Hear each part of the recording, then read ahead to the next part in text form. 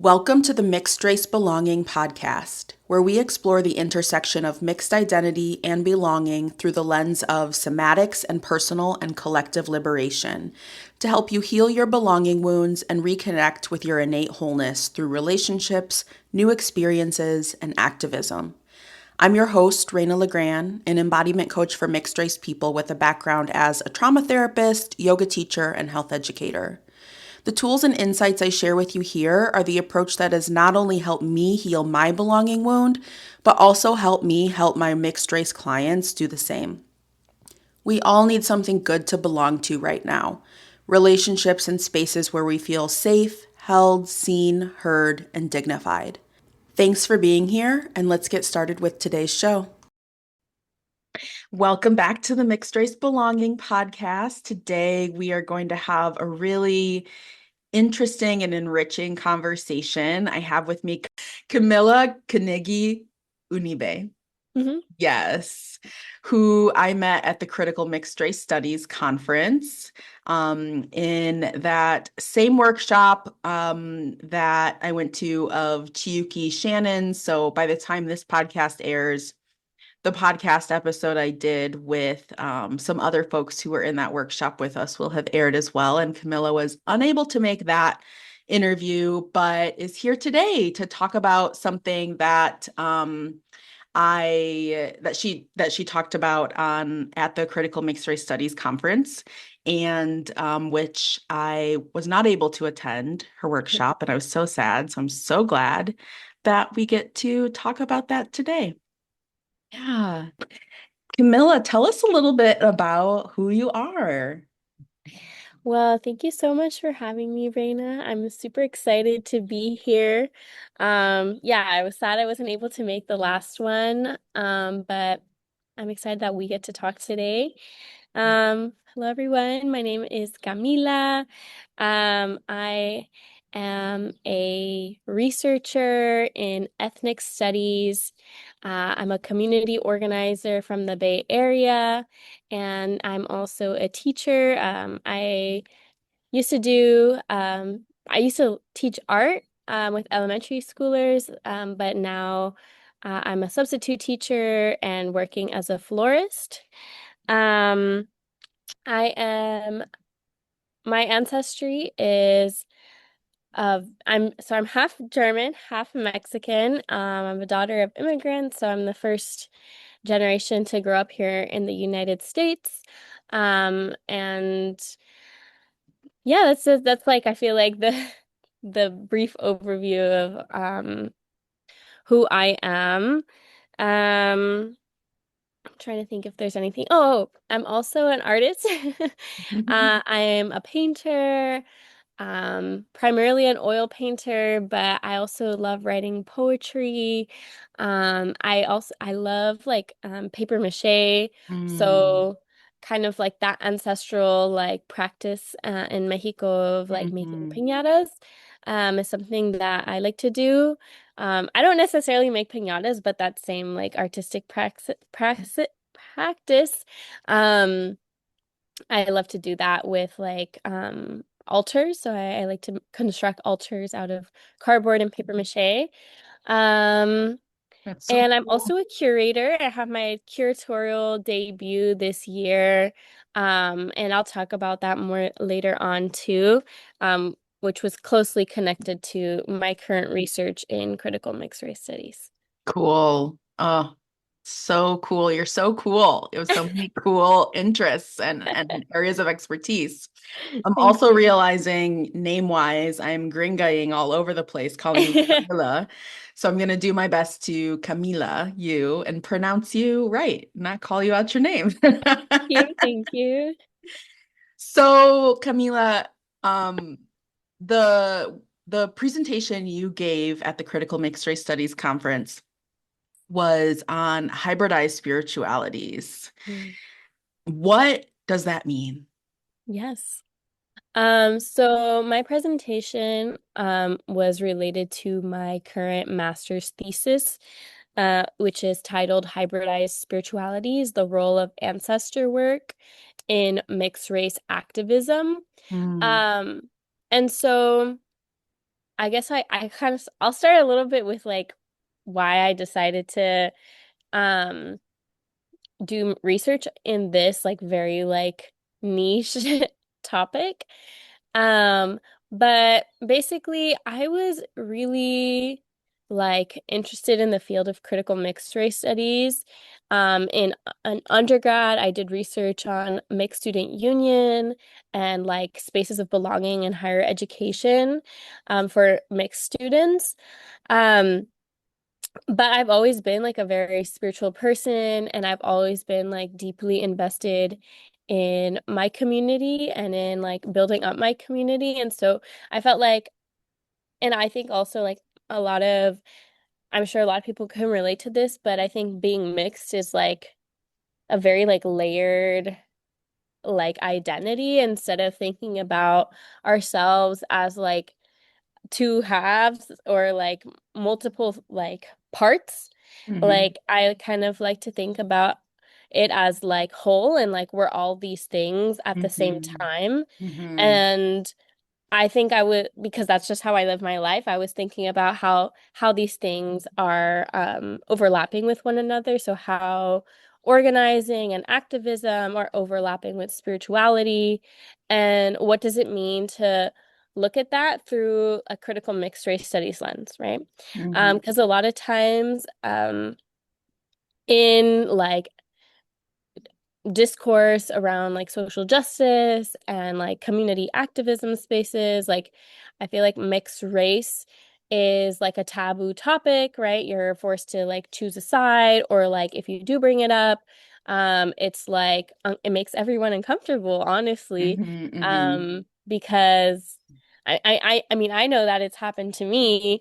Even when I was bringing up to professors, like, I want to do this research, they were like, well, why don't you just do Latino studies, right? Just do Mm-hmm. Latino studies, Mm-hmm. like, because at the end of the day, we're all mixed, right? That was the response Mm-hmm. I received from like professors, like, even from classmates, like, who were asking me, like, well, aren't you going to interview non-mixed people? And it's like, why would I interview non-mixed people on a project about mixed people? Yeah. And so that was like the pushback I was receiving in academia was, which was like kind of this messaging that this is not important, that these Mm-hmm. people's stories are not important. And I had similar experiences when trying to bring up the topic of multiraciality and organizing spaces. Um, and I mean, I think that's like a different conversation, but I always kind of received this pushback, which was always implying that this is not really that important. Mm-hmm. And then And it's I feel not like, real either, that like monoracism isn't real, yeah, made a up. hundred Yeah. percent that it's like, it's not real, or it's like it's not as critical, it's not like that Mm-hmm. serious, like just Mm-hmm. get over it. Um, and I don't know, I feel like th that made me realize like actually this is very important. If people are saying that it is not important, like Yeah. every time that I bring it up, they just want me to shut up about it, like um that made me realize, okay, I actually do need to investigate this. Um, And I think also because of like our current political moment, like we have like this elite billionaire class that is like Mm-hmm. continuing to hoard so much wealth. I think like at a global scale, like we're seeing so many atrocities like in Palestine, in Iran, in Cuba, in Venezuela, like and here at home as well, like with the ICE detention centers and like the war on Black America, like that has been like nonstop since the inception of the United States. Like there's so much like colonial violence, so Mm-hmm. much capitalist violence that we're seeing in our world right now. Mm-hmm. Um, and there's like so many people on the ground that are trying to like fight it. Um, and I like, so it felt really important for me to like bridge this discourse about like identity and identity politics with like um material like lived um realities, like combating justice, right?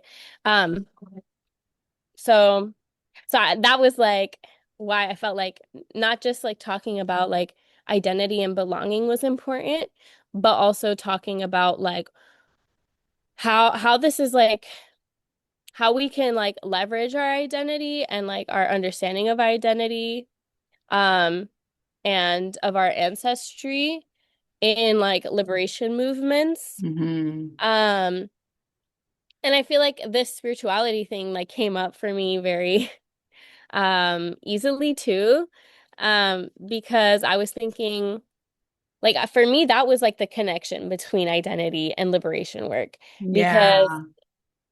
I was thinking about how as mixed people in order and this is like where the hybridized part comes in as mixed people to understand like who we are, we need to understand like where we come from. Mm-hmm. And that's like many lineages that are Mm-hmm. coming together in your body, right? Mm-hmm. And so, and that's why I like the idea of framing multiraciality from this concept of like ancestor work or lineage work, and thinking about how you're like bringing in all these lineages, and like, but you're still like a whole being. Um, and I think like that process is like is spiritual, um, Mm-hmm. because you're doing this like ritual work Yeah. of trying to connect with people who have already passed on, right? Yeah. Um, and so I felt like, and spirituality is like super important in liberation movements, right? I mean, I think we saw that with the current like Palestine movement, like in the last Mm-hmm. since 2023, like um I was part of one of the encampments at UC San Diego. Oh. So I was part of the encampment at UC San Diego, and I feel like it was very apparent to me that there was like this clear connection between how spirituality was being used to uh invigorate the movement and to like Mm-hmm. create a movement where it's like you really care about each other. Mm-hmm. Because I think any long-lasting movement, in order for it to like see it through, like you need to be able to create hope for people, right? Totally. And I think faith is like one of the ways to do that. And so like, I remember being in the encampment and we would have like prayer time. I mean, and we would make altars, like, Mm-hmm. and so it was very like faith was an important part of like this like sort of movement. Mm-hmm. Um, And I think we see that as well with like the civil rights movement and the Black liberation movement. Like a lot of these like Christian orators, as well as like Muslim orators were like super important to like agitating the masses, as well as like being like a tool for community building and like resisting. And so I felt like to me, spirituality was kind of like this through line between liberation work and identity work. Uh, Yeah. 100%. yeah. And so all that to say, all that to say, what exactly is a hybridized spirituality? Um, And and so I wanted to yeah. just like add, if it's okay, that just as you're talking, I'm thinking about how important having roots are in this way of remembering that we were something, that the world was something before, like this current state of like Mhm. colonialism and, power. And I feel like a lot of the clients I work with, and even myself sometimes, it's like you think about who your ancestors are and it's just like blank, right? Like it's just there's this disconnect that I think so many mixed people have because it's sort of like, who do I choose? Do I have a right to this? Mhm. Am I appropriating? So I just wanted to interject and share that. But anyways, tell us the juiciness about hybridized spiritualities. 100%. And you know what? I'm actually really glad that you brought that up because that's exactly what hybridized spiritualities is Mhm. about contending with, right? Um, and like and that's the thing too, that like the world was something before. I mean, like the current political economic system of capitalism, it's only been like it's a blip, it's a little blip in human Yeah. history. Like we had civilization and organization and community before capitalism, Hmm. and there will be something afterwards, after it, right? Hmm. Um, and we forget that sometimes. But also to your point of like kind of feeling like, who do I choose? Am I appropriating this right now? So that's exactly what I was trying to like explain with hybridized spiritualities, right? That so I think to break it down very simply, literally, so if you come from more than one cultural lineage, you're most likely coming from more than one spiritual or religious lineage, Hmm. right? And so how do you then choose or adopt, because right, sometimes not necessarily like you're actively choosing, Yeah. sometimes you're like inheriting things. Um, what it is that you're now going to do, right? Hmm. What are you now going to practice? Hmm. How do you, is it appropriation for you to practice like something if it's only like part one of some of your ancestors did it, you know? And so hybrid spiritualities is kind of like thinking about how our religious and spiritual backgrounds are actually like overlapping and how they come together um physically for mixed people. And when I say physically, I'm not think because we're not I'm not thinking about spirituality as like an abstract concept or an abstract set of like religious beliefs. Like I'm thinking about literally what is it that you do in your life every day that is like your performance of your identity. Mm. And so I'm like, let me pull up my notes here. Yeah. Um, so like hybrid, I like to think about hybrid spirituality as resistance to authenticity policing. Mm. Um, Mhm. and so I guess like I could share a little bit about that.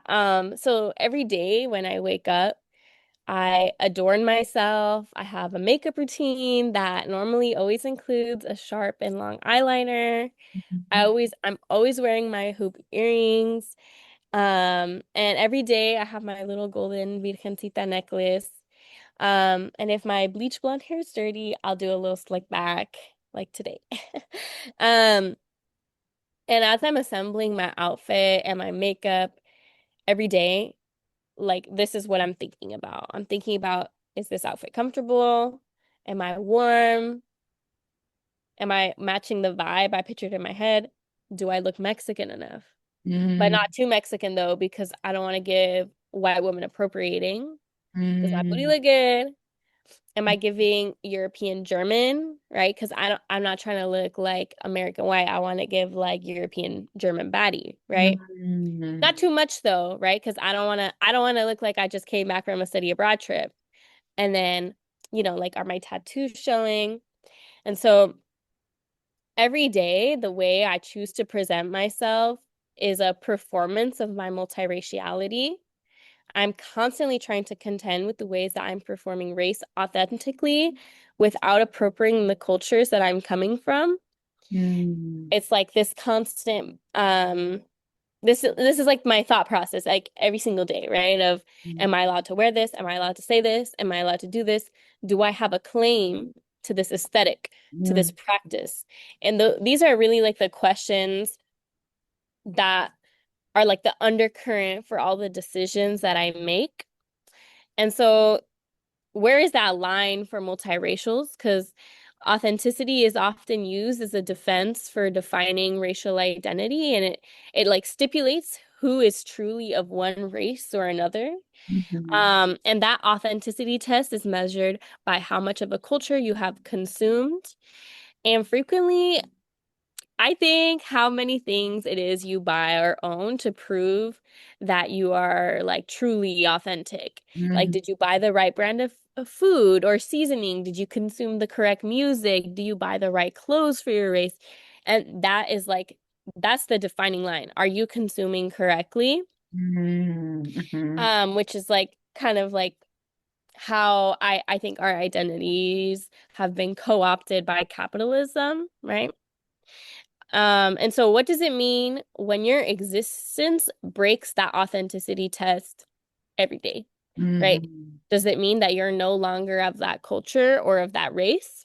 And Mm-hmm. so multiracials are asked time and time again to assert their loyalty to the groups they're part of by providing evidence of their authenticity, like of a racial category. Mm-hmm. And so I guess this concept of hybridized spirituality is like trying to answer that question of how do multiracials create authenticity when breaking the bounds of what it has been like originally thought of, right? Um, and there's this concept by another researcher named Justin Sprague called plastic authenticity. And I have a little quote here from him. Where is it? But essentially, plastic authenticity is this concept of, let me see. Oh, here. It's basic, he describes it as a form of radical subjectivity that allows marginalized individuals to redefine cultural authenticity on their own terms. And so it operates somewhere between subjective authenticity and hegemonic authenticity, right? And so what that essentially means is that for mixed people, being authentic is operating in this like gray zone, or as another researcher, Donna, feminist researcher Donna Hathaway terms, situated knowledge, Mm-hmm. um, which is basically on off. So it's like in this gray zone, right? Of like a knowledge that is emerging specifically from the mixed race experience. And Yeah. authenticity is built in the middle Mm. between like subjective authenticity, which is like you just define everything on your own terms, right? And hegemonic authenticity, which is like there's a dominant narrative about what it means to be authentic that is closely tied to these hegemonic and exploitive systems, right? Mm. And so we meet somewhere in the middle. Mm-hmm. And um it's essentially racial authenticity for mixed people is very dynamic and it's Yeah. very reflexive, right? It changes over time and it responds to our environments.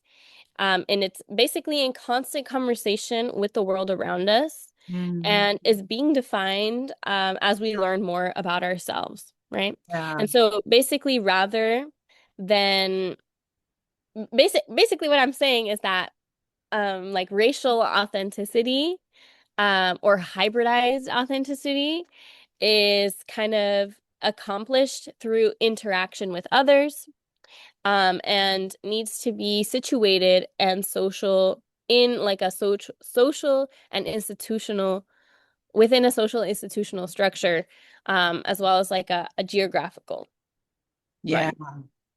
It's making me think about like how our existence, our mere existence, like gets people all fucked up. Hmm. And how like our identity, who we are, our phenotypes, like all these things, like you're saying, are dynamic. There's also like a fluidity to it. And I think there's such a compulsory um such a compulsive need to define things in such a rigid way under the like system of like race, right? And all the other ways, all the other aspects of like social identity. And Hmm. what I'm hearing is that that it's dynamic, there's this fluidity, there's this balance where we are neither rejecting that authenticity is subjective, but also like collectively defined too. Hmm. Yeah. Yeah. Yeah. And that's exactly it. Like What are like the very real lived ways that, like when I was explaining to you earlier, like the set of questions I go through my head every day when I'm getting ready, that's like something that mixed people do every single day, Yeah. and that's just part of like our experience. Mhm. And like whether or not like people understand it, we're embodying like authenticity. Mhm. Um, and like yeah, like it's like we're always operating in this like space, this like very like gray zone space. Um, or there's an even better word, a liminal space, if Yes. you will. Um, and so like even though, what is it that I want to say? So like I have my notes here.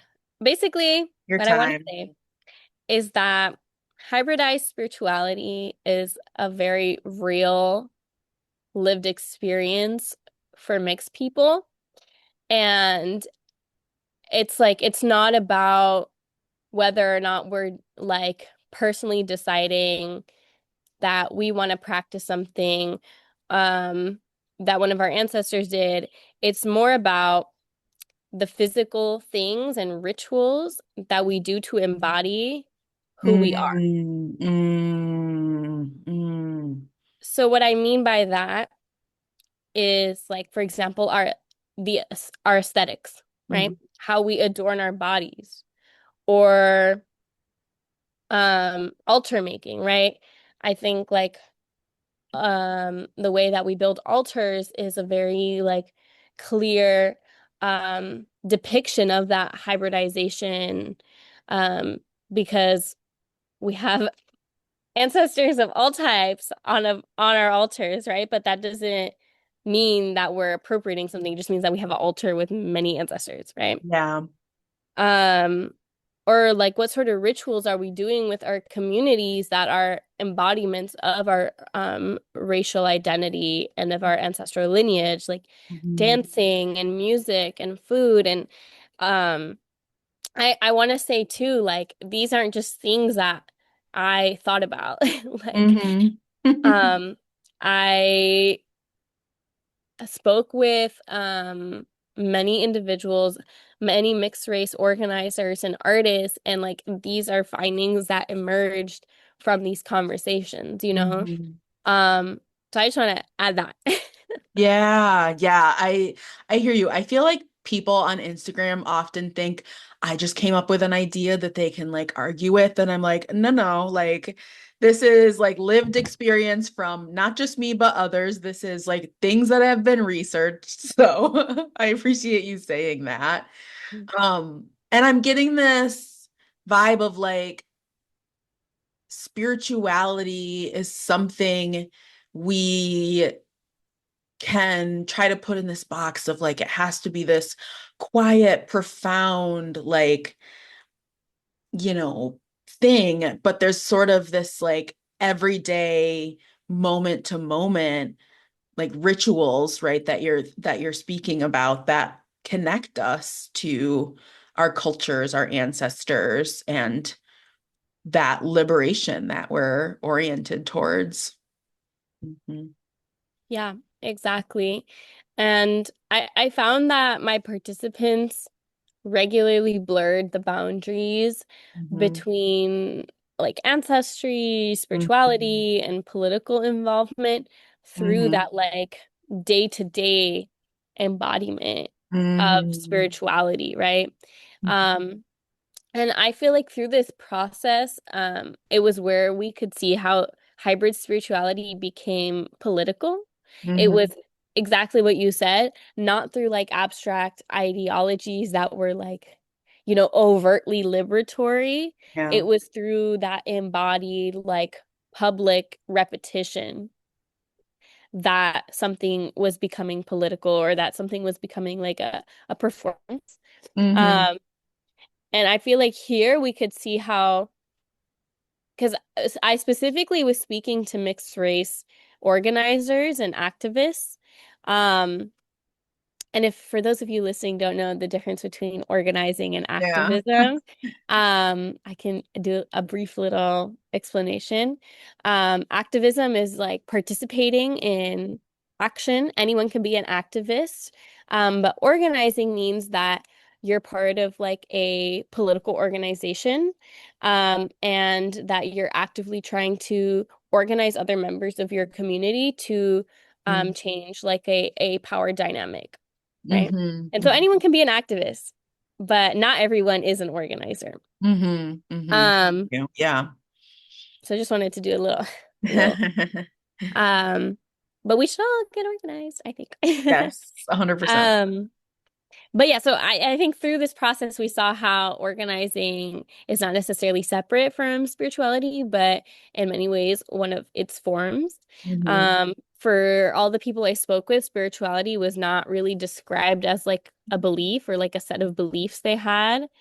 It was really described as like a set of practices that could connect you with the present moment and with your ancestors. Like I remember a lot of the people that I interviewed, when they were describing to me like their practices, um, they would say like, it just really makes me feel like here, or I just feel so present, or like I'm not thinking about anything. I'm just like here and I feel connected. And that was like that word that kept coming up, like presence and connection were the words that were popping up for everyone, Mm-hmm. when describing like these things that they do every day that to many people may seem like mundane or may seem just like a hobby, but Mm-hmm. in reality, we're really like spiritually and culturally important to Yeah. these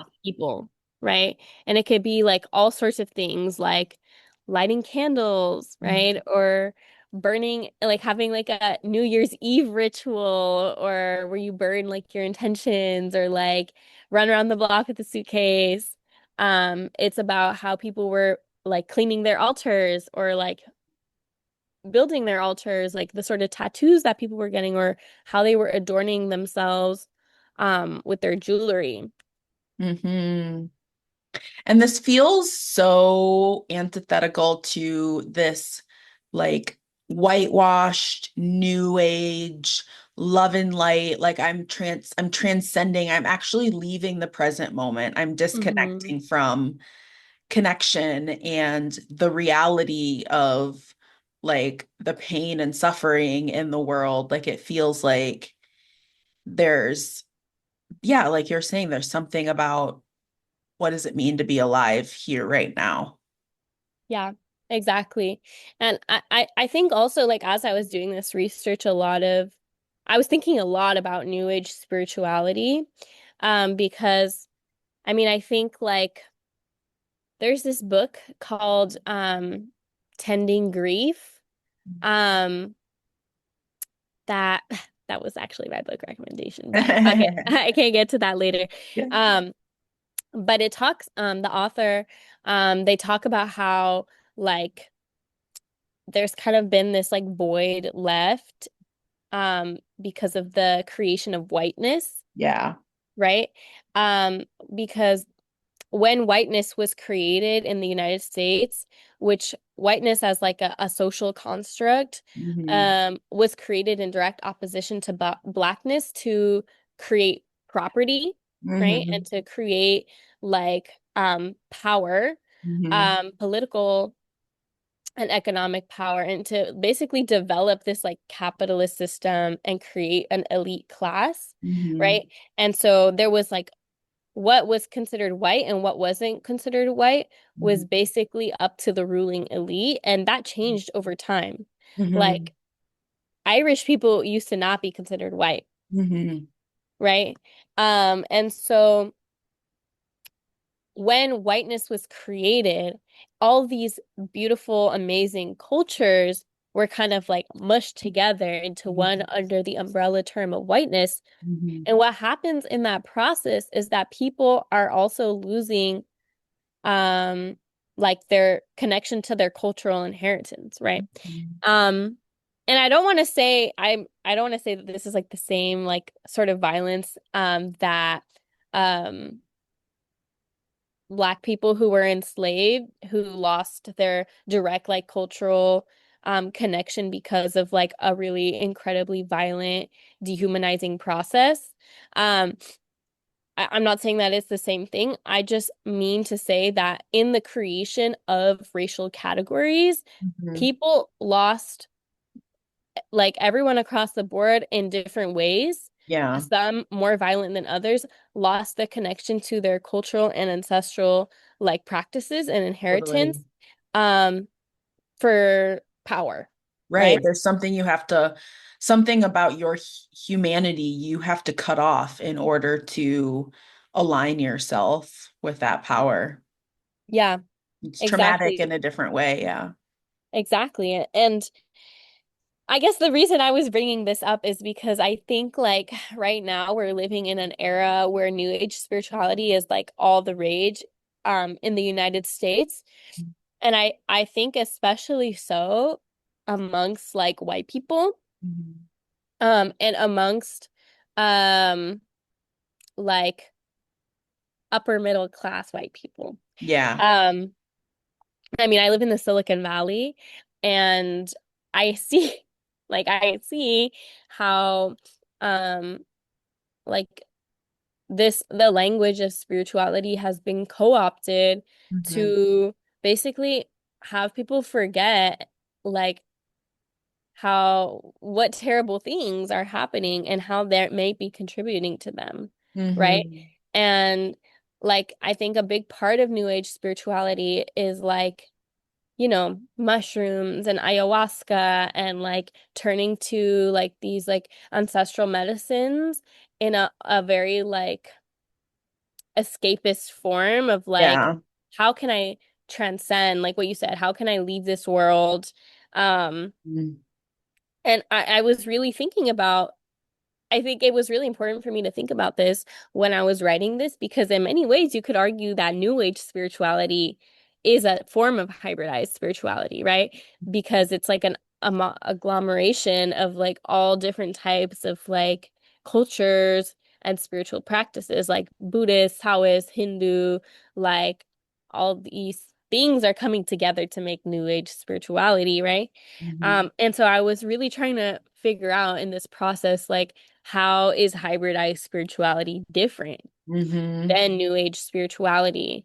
And I think as I was coming up, it was exactly that, is that New Age spirituality is a form of escape Mhm. from the present moment. And it's also like not necessarily grounded in community. And I think those were like the two biggest um like differences, right? Because Yeah, hybridized totally. spirituality is about connecting to the moment, connecting to the people around you, Yeah. right? And understanding like how you're situated in this context. And that being the driver to getting you to like be involved in your community. Mhm. Yeah. Mhm. Yeah. Yeah, it feels like new age spirituality is like more of a cult, right? Than like you're saying that connecting actually to like a community and like a collaborative, mutually empowering way. Yeah. I'm Yeah. curious in your research if you found any differences between mixed people who maybe have more exposure to certain aspects of like their heritage versus those that don't. Like I'm thinking about, sometimes folks are um grow up in like with their white parent, right? Or sometimes folks grow up in a community that, is um actively, quite like cultural or spiritual. Like there's such a difference, I think I notice in the confidence and sense of wholeness of those who grow up in a place like Los Angeles or Minneapolis, where there's a lot of like cultural diversity and a lot of multiracial people versus folks who like grow up in a place like, where I live, Ypsilanti, Michigan, little old town. So, yeah, have you noticed any differences? Yeah, that's a really good question. Um, I mean, I definitely when I was speaking to folks, like some people had like really ambiguous backgrounds where they didn't Mhm. know like their dad or their mom, and like so there was like a whole part of them um that they didn't really feel like connected to other than like in their like body and in their Mhm. lived experience. Mhm. And so there was like this like fragmentation of identity, but also this like fragmentation of like connection to land and water. And I think it was through those like rituals of reconnecting with the land and water and like literally like with the physical place that was part of that like process of like contending with who they are. Mhm. Um, for like at least for those people who had more ambiguity, um, or didn't have like a direct cultural community, Yeah. um, for one of their lineages. Yeah, and I think that kind of goes back to what we were talking about earlier about how multiracial identity is constructed not like in like an abstract way, but in relation to a specific land, specific bodies of water, specific neighborhoods, specific histories of Mhm. belonging and not belonging. Um, and the reason I bring this up too is because despite everyone who I spoke with, like despite them having either an ambiguous or like a very connected background, they all return to this concept of land and geography as the primary site through which they understood their ancestry, their racial identity, and their political identity. Mhm. Um, which I thought was so interesting, because I feel like normally um in like multiracial studies like we tend to center identity like as primarily like relational or primarily like a psychological thing um while when I was having these conversations it became really clear that identity was being like primarily situated as like a historical and spatial concept, because land was not just like a backdrop of where their identity formation was occurring, but was really like where it was made real, right? Mhm. Mhm. Um, and I it also kind of goes back to that what we were speaking about embodiment, right? About like the day-to-day like rituals and choices that you make to like be multiracial, right? And to like perform your identity. Like like it's the same thing because we can talk about identity and religion and politics like very abstractly, but at the end of the day, what really matters, not to say it's not important to talk about, but what really matters is like what people are experiencing physically, right? Because Mhm. at the end of the day, we're physical beings Mhm. having a human experience, and Mhm. we would not be anything without our bodies Yeah, and totally. without this like crazy connection to like the physical world. Totally. I always say belonging is effective. It's felt. It's a sensory experience, which makes so Hmm. much sense as you're talking about space and location, and literally interacting with the people and the nature and the things around you. Mhm. Yeah. And I'm wondering too, as you were saying that, is it sort of like folks identifying as like, I'm from this place? Yeah.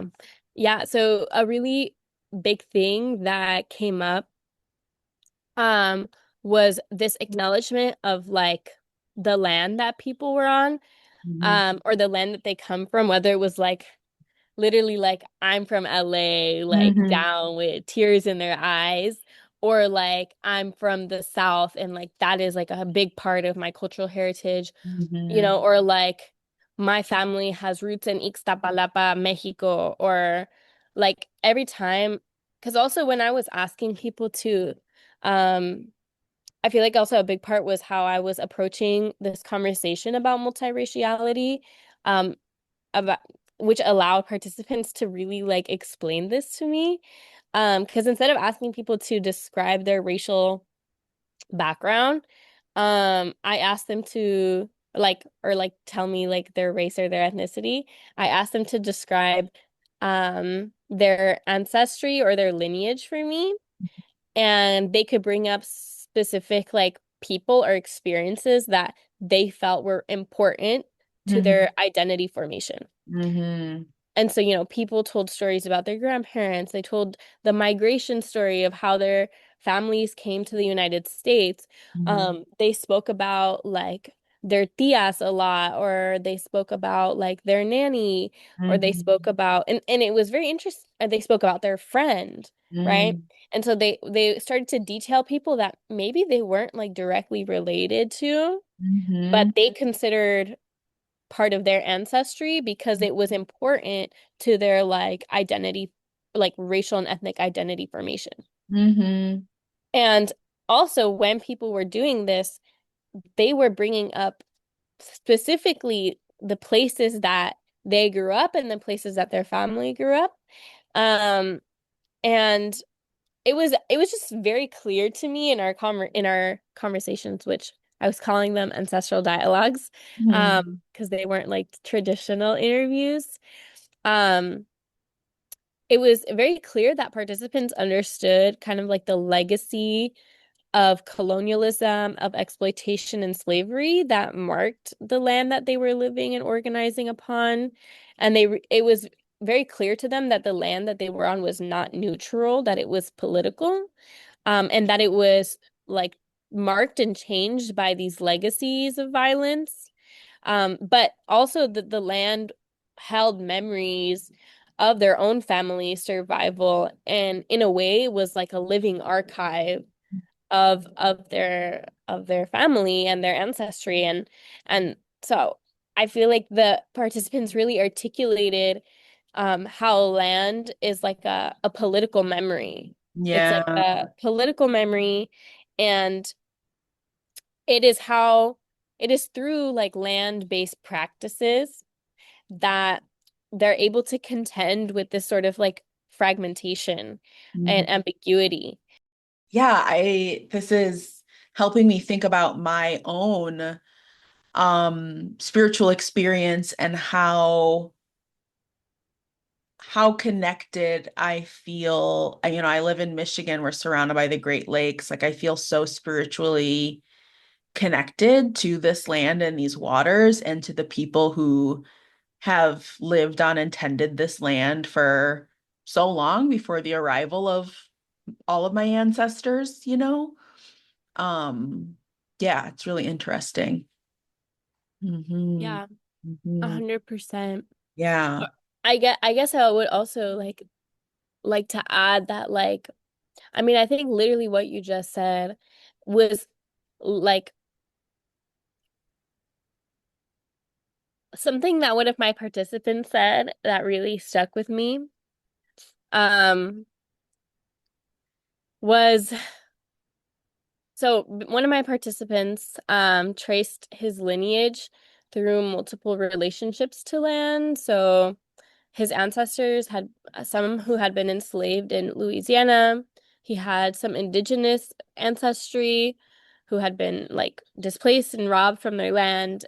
He also had some Kenyan ancestors who migrated to the US later on.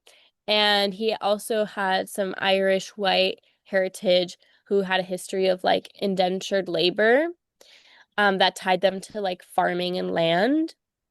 And so while he was like detailing to me his ancestry, like land really emerged as both a site of exploitation and of survival. Um, and I guess like the reason so okay, let me just explain my point and then so he says it was enslaved land, right? Mhm. And I say that intentionally. It's not Mhm. just the land that enslaved people were on. The land Mhm. was enslaved too. It's got Mhm. cemeteries. The land itself is stripped of nutrients and can hardly grow anything anymore because of the cotton Mhm. and tobacco monocultures. Mhm. And so I feel like what's really significant here is that his recognition of the land as part of his personal lineage, right? And so he Mhm. makes the connection between enslaved people and enslaved land. And Mhm. land in this context is not just like the site where oppression occurred, but is a victim of oppression itself. Mhm. Its ecology was destroyed as part of the same process that destroyed a people. Mhm. And so this participant's like mixed identity is only legible through this like particular history. Mhm. Because to understand who he must understand what was done to the land his people were bound to. And Mhm. so reckoning with his own mixedness requires like a reckoning with the land. Mhm. And another participant echoed this connection as well, between her mixed ancestry and the migration story. And she says, the land that we are on is stolen land. We owe everything to the enslaved African people that built that. Mhm. And this participant, she was not of Black descent, but she makes this like clear articulation, and all the other participants do it as well. They make this like clear articulation about like land as a political memory that is grounding their sense of obligation and their organizing vision. Mhm. Like you can't understand why you're here in this body on this land without understanding the violence that put you here, Mhm. right? Mhm. And that is really what ancestor work is looking like for these people.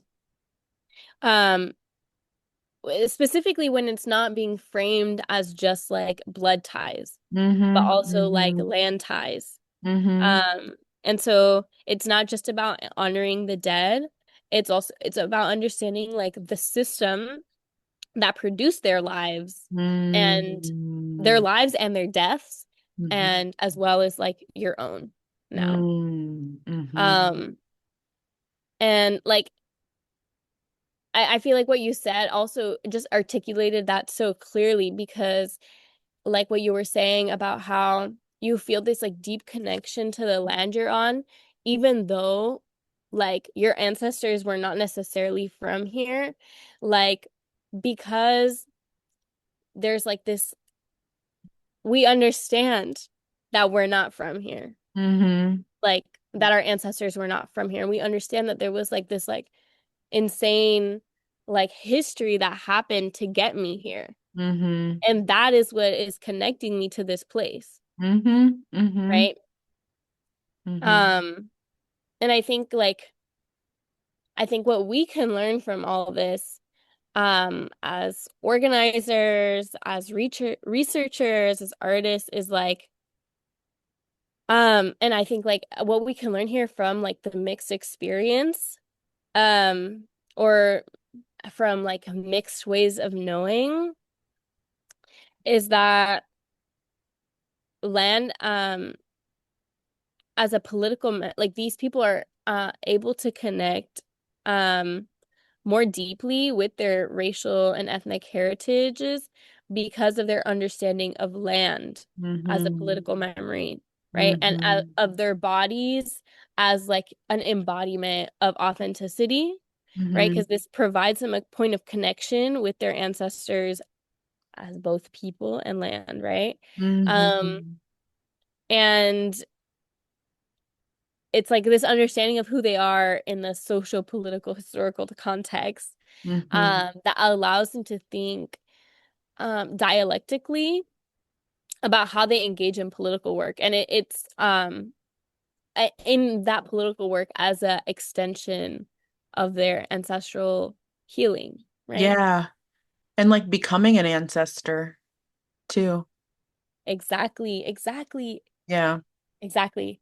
And that I feel like this is why this project is always like so mind-blowing to me when I talk about it, because it's like you really see how everything is connected. Mm-hmm. Mm-hmm. Like it's just so clear to me how everything is connected, and not just connected, but like overlapping. Like Mm-hmm. everything is fully everything, like it's like, like everything everywhere all at once, but Yeah. like that movie, Yeah. but it's true, like we're like fully everything at the same time. Um and it makes me also think about like indigenous concepts of time. Mm-hmm. And like I think like time for a lot of like indigenous nations, like the Lakota Nation, for example, have this concept of seven generation thinking, Mm-hmm. which is like this idea that um the last seven generations like have like all their decisions and choices have allowed you to be here, have like deeply affected what it is that you have now become. Mm-hmm. And all the decisions that you make are going to affect the seven generations after you. Mm-hmm. And it's about seeing yourself in this like cyclical context Mm-hmm. of time, of like everything we do is affecting everyone, right? Yeah. Um, and I feel like that those like more cyclical understandings of time become so clear here, because as these mixed people are thinking about their ancestry, and like the historical and social and like geographic context that they're living in and organizing in, they're also actively thinking about the future, and the Mm-hmm. future that they want to live in, and the future that they want future generations to live in, right? And I feel like that's where you see it becoming political, right? Because they're actively building and imagining the future. And Mm-hmm. they're not just thinking about the past. They're they're they're bringing in the past to the current moment, and that is what's driving their work towards the future. Mm-hmm. And like it's like cyclical, not linear. Totally. Wow. Yeah. Oh, what an amazing conversation. Uh, could talk about this a lot longer.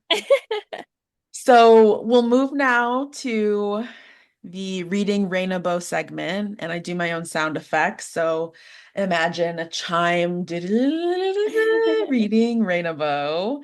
You gave us a little tease earlier of the book you were going to suggest, but tell us again and share anything else you'd like. Yes. So the name of the book is Tending Grief, Embodied Rituals for Holding Our Sorrow and Growing. I'm like, what is it? And Growing Cultures of Care in Community. So Mm, it's a long title, by Camille Sapara Barton. hmm They're a mixed race author, Good to know. and they basically it it honestly was really life-changing to read. It's a short book, um, but it really makes you think about like how grief is like a big part of our lives, but it's not something that we're taught to think about Totally. as being part of our lives. Yeah. Even though it, if anything, it's like defining our lives, right? Because Yeah. our lives are defined by death. Yeah. Um, like we live mortal lives and we're all going to die, and we all have loved ones that are going to die. And so she really, or they really, I don't know, I think they use they them pronouns. Um, the author really like dives into like what this has to do with multiraciality, first of all. Uh, Um, and like the history behind like why we're taught to like bottle down our grief, and then gives us like really practical tools and exercises and reflection prompts to help us like process and metabolize our grief, Mm-hmm. and how to do that in community. Um, Mm, so really beautiful book. I love Um, that. I really think I teaches us to, just yeah. saw this book at a store recently, and I'm always like trying to decide what books I'm gonna buy because I have so many, but this I will put at the top of my list, especially now Yes. that I know that they're mixed. Yes, definitely recommend. I found it at my local library. Mhm. So if you have a library card, Yes, we love libraries. we love libraries. So yeah, I Yeah. would definitely recommend that because it doesn't just talk about like personal grief, but it talks about like the grief of like colonization and the grief of like that cultural like theft that we were talking about earlier. Um, and yeah, beautifully written book. Um, almost like poetic the way that they write. So I love that. Oh, Camila, thank you so much for having this conversation with me. It's like so great to have you break this all down for us. It's selfishly great for me to get to see you again. It's one of my favorite parts about doing these interviews. I get to hang out with the coolest people. Do you want to point people toward like where they can find you or read anything that you've written or your art and curation? Like tell the people where can they find you? yes. So I'm currently working on the draft of this research that Mhm. I'm been talking about. Hopefully it'll be published at some point in the future. Not sure where or when, but in the meantime, I'll probably be curating and making more art, and I will talk about my research and my art. So I have an Instagram that I like to post all that on. It's Camila Art, but the I in Camila is a one. Mhm. So it's CAM1LART on Instagram. And I also have a website where you can look at all my art and my research.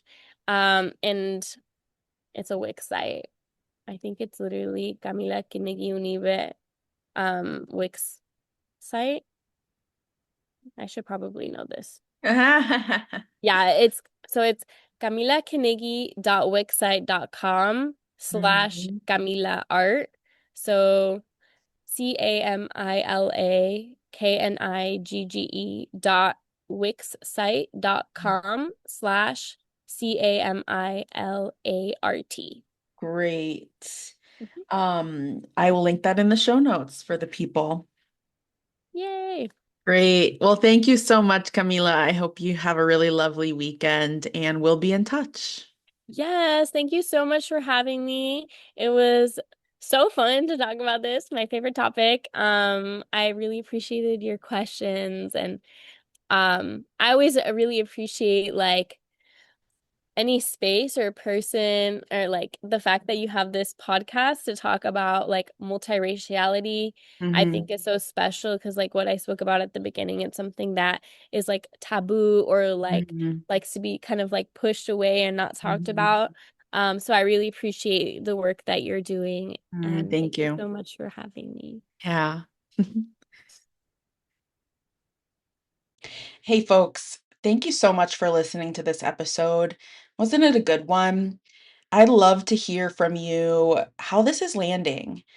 Feel free to email me, Raina at mixedracebelonging.com, or DM me on Instagram at mixedracebelonging with your thoughts, what questions are sitting with you, if you're feeling more empowered and emboldened to embrace your spiritualities. If you're interested in being in deeper conversations around this topic and other topics, the Mixed Race Belonging Collective is going to be the perfect place for you. This is my online community for mixed race people where you're going to feel less alone. I'm going to teach you somatic strategies for feeling more at home in your body. And we're going to work on building skills for you to handle the hardest moments. And we're currently working through my Belonging Building Blocks curriculum. And on August 9th, I'm actually going to be teaching a workshop called Held, where we are going to talk about and I'm going to teach you strategies for feeling more connected to the land, the spiritual realm, your ancestors, to culture. And so this episode is really perfectly timed, knowing that this upcoming workshop is going to be happening so that as you build these connections, and I'm gonna talk you through and walk you through and somatic show you through how to do that. As you build those connections, that means that you always have something that you will be held by. So even in the times when belonging with other humans feels out of reach, you'll know, hey, the land's got me, for instance. So if you're interested in joining us, you should definitely check out the show notes. There's a link there to sign up for the Mixed Race Belonging Collective. I can't wait to see you inside.